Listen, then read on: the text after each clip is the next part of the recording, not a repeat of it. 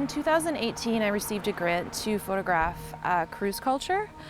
And so from there, I took my first cruise, and then that's where I really noticed the environmental impacts of cruise ships. I knew what they were like beforehand, but once you get like a first point viewpoint, it is very telling how bad they are on the environment.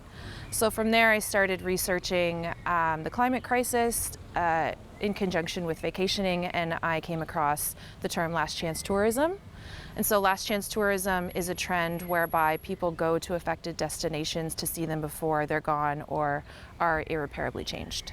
For this project in general, I wanted to show how nature and tourism collide, and you can't really ignore either one of them when you're vacationing anymore. I photograph analog on film, and how I do it is I photographed one scene. I have usually 8 to 10 cameras with me on a project. And so I photograph, let's say I photograph this cruise ship. I have masking tape on the back of my camera, so I'll write down, cruise ship, Alaska. And then I might wait a few days before I find the photo that I want to pair with that. And so then I'll put that down and then wait a few days and use my other cameras in the meantime. So everything for me is very researched beforehand of the types of images I want to get.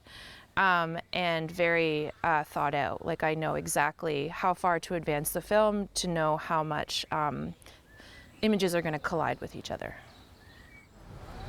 So this is in Roatan, Honduras, and I wanted to show this photo also because I try and bring humor to some of the images as well, to bring the viewer in, but then once they read the description of the place, it gets a little bit darker topic-wise.